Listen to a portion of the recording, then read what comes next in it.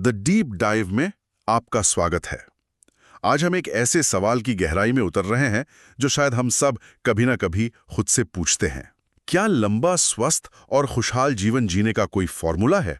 और हमारे हाथ जो किताब लगी है वो कहती है कि हाँ, एक फॉर्मूला है और इसका राज जापान में छिपा है। अच्छा। हाँ, किताब का नाम है Ikigai, the Japanese secret to a long and happy life. इसे हेक्टर गार्सिया और फ्रांसिस्क मिरालिस ने लिखा है। और ये कोई बहुत मोटी भारी भरकम किताब नहीं है, बल्कि छोटी सी आसानी से पढ़ी जाने वाली किताब है जिसमें कुल 9 चैप्टर्स हैं। और ये किताब हमें सीधे जापान के ओकिनावा द्वीप पर ले जाती है।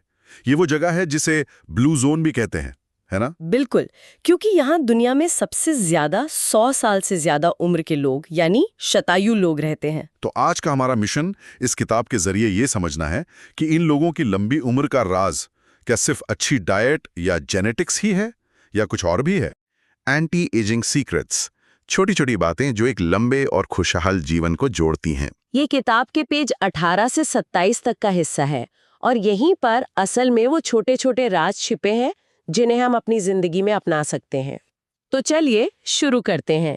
चैप्टर 1 का शीर्षक है इकिगाई, उम्र बढ़ने के साथ युवा बने रहने की कला। ये इकिगाई शब्द जिसका इतना जिक्र है, आखिर है क्या? इकिगाई ये एक जापानी शब्द है जिसका मोटा मोटा मतलब है होने की वजह या कह सकते हैं रीजन फॉर बीइंग, जीने की वजह। हाँ, ये वो वजह है जिसके लिए आप हर सुबह बिस्तर से उठते हैं। किताब इसे एक वेन डायग्राम के जरिए बहुत खूबसूरती से समझाती है। अच्छा, वेन डायग्राम? हाँ, सोचिए 4 गोले हैं जो एक दूसरे को काट रहे हैं। पहला गोला है वो काम जो आपको पसंद है, दूसरा वो काम जिसमें आप माहिर हैं, ठीक है। तीसरा वो काम जिसकी दुनिया को जरूरत है और चौथा वो काम जिसके लिए आपको पैसे मिल सकते हैं। इकिगाई ठीक उस जगह पर है जहां ये चारों गोले मिलते हैं। ये सुनने में तो एक आदर्श स्थिति लगती है, लेकिन ईमानदारी से कहूं तो ज्यादातर लोगों के लिए, खासकर आज की दुनिया में, जिस काम के पैसे मिलते हैं वाला गोला जो काम पसंद है वाले गोले से मिलो दूर होता है। क्या किताब इस हकीकत पर भी बात करती है या ये सिर्फ एक दार्शनिक लक्ष्य है? ये एक बहुत ही जरूरी सवाल है और किताब का नजरिया यही है कि ये रातों रात हासिल होने वाली कोई चीज नहीं है, बल्कि ये एक सफर है। अच्छा। इसका मतलब ये नहीं है कि आप अपनी नौकरी छोड़ दें। इसका मतलब है कि आप धीरे धीरे इन गोलों के बीच एक पुल बनाना शुरू करें। हो सकता है आप अपने जुनून को काम के बाद एक हॉबी की तरह शुरू करें और धीरे धीरे देखें कि क्या वो जिसकी दुनिया को जरूरत है और जिसके लिए पैसे मिल सकते हैं से जुड़ सकता है या नहीं। तो मतलब नौकरी छोड़ना नहीं? नहीं, बिल्कुल नहीं, बल्कि अपने जुनून और पेशे के बीच एक पुल बनाना है। इसी से जुड़ी एक और दिलचस्प बात किताब में है कि जापानी भाषा में रिटायरमेंट जैसा कोई शब्द ही नहीं है। हाँ, जिसका मतलब हो कि काम को हमेशा के लिए छोड़ दिया जाए। बिल्कुल, लोग तब तक काम करते रहते हैं जब तक उनका स्वास्थ्य साथ देता है। लेकिन यहाँ एक सवाल उठता है, क्या ये इसलिए है कि उन्हें काम करना पसंद है या इसलिए कि उन्हें मजबूरी में काम करना पड़ता है? किताब के अनुसार ये जुनून से जुड़ा है, मजबूरी से नहीं। अच्छा। उनका काम ही उनकी इकिगाई होता है। ये सिर्फ ऑफिस जाना नहीं है, बल्कि समुदाय में सक्रिय रहना, अपने बगीचे में काम करना या अपनी कला को आगे बढ़ाना भी हो सकता है। मतलब एक्टिव रहना। हाँ, एक्टिव रहने और उद्देश्यपूर्ण महसूस करने के बारे में है। और यहीं से हम चैप्टर 2 की तरफ बढ़ते हैं। सही। क्योंकि अगर इकिगाई आपका क्यों है, यानी आपका उद्देश्य, तो आपको उस उद्देश्य को पूरा करने के लिए एक स्वस्थ शरीर और दिमाग की भी तो जरूरत होगी। सही कहा। एक मकसद होना एक बात है, लेकिन उसे जीने के लिए शारीरिक और मानसिक ऊर्जा होना वो बिल्कुल दूसरी बात है। बिल्कुल। और शायद चैप्टर 2 इसी कैसे पर रोशनी डालता है। इसका शीर्षक ही है एंटी एजिंग सीक्रेट्स। सुनने में बहुत आकर्षक लगता है ना? तो क्या है ये राज? पहला और सबसे महत्वपूर्ण राज है सक्रिय दिमाग, युवा शरीर। सक्रिय दिमाग, युवा शरीर। हम सब ने सुना है कि स्वस्थ शरीर में स्वस्थ मन रहता है, लेकिन किताब इस कहावत को पलट देती है। पलट देती है? कैसे? वो कहती है कि एक सक्रिय मन आपके शरीर को भी युवा रखता है।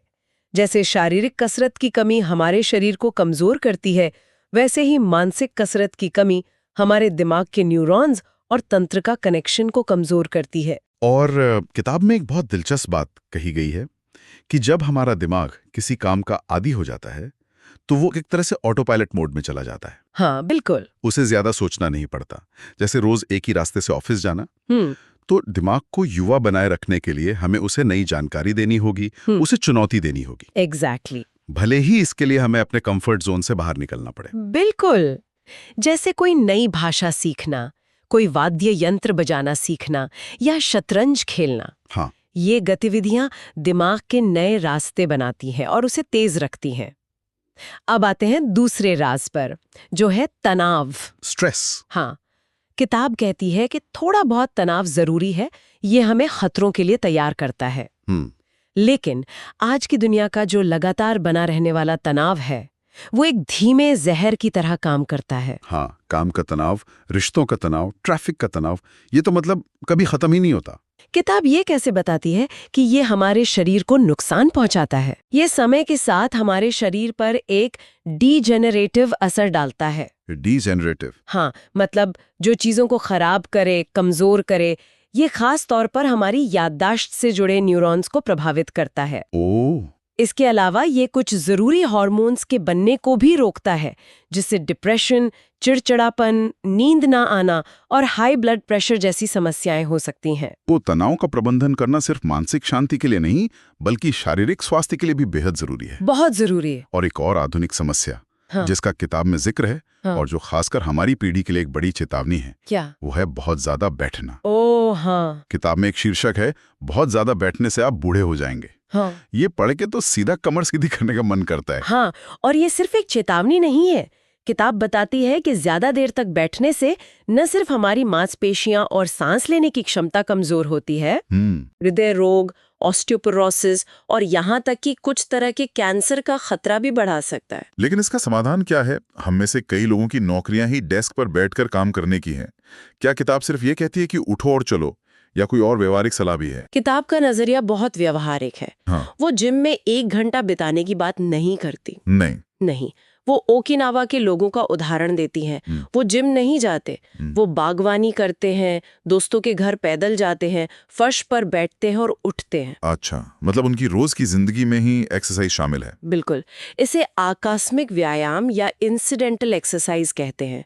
किताब का संदेश है कि हमें अपने रोजमर्रा के जीवन में गति को फिर से शामिल करना होगा। जैसे? हो सकता है आप लिफ्ट की जगह सीढ़ियां लें, अपनी कार थोड़ी दूर पार्क करें, या फोन पर बात करते हुए टहलें। छोटी छोटी चीजें हैं। हाँ।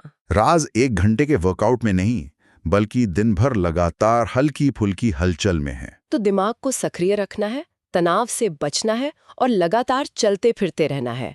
इन सब के अलावा क्या कोई और भी राज है? हाँ, और वो शायद सबसे जरूरी है। बताइए। किताब येशिवा विश्वविद्यालय के एक अध्ययन का हवाला देती है, जिसमें पाया गया कि जो लोग सबसे लंबा जीवन जीते हैं, उनमें 2 बातें आम थीं। 2 बातें? एक सकारात्मक नजरिया और उच्च स्तर की भावनात्मक जागरूकता। पॉजिटिव एटीट्यूड और इमोशनल अवेयरनेस। हाँ, यानी वो लोग जो चुनौतियों का सामना एक सकारात्मक सोच के साथ करते हैं और अपनी भावनाओं को अच्छी तरह से प्रबंधित कर पाते हैं। वे लंबी और स्वस्थ जिंदगी की राह पर पहले से ही होते हैं। ये सिर्फ इस बारे में नहीं है कि आपके साथ क्या होता है, बल्कि इस बारे में है कि आप उस पर प्रतिक्रिया कैसे देते हैं। वाह, ये सारी बातें ओगिमी गांव की एक 100 साल की महिला के खूबसूरत गीत में सिमट जाती हैं, जिसे लेखकों ने किताब में साझा किया है। हाँ, बहुत खूबसूरत गीत है वो। उसकी कुछ पंक्तियां थीं।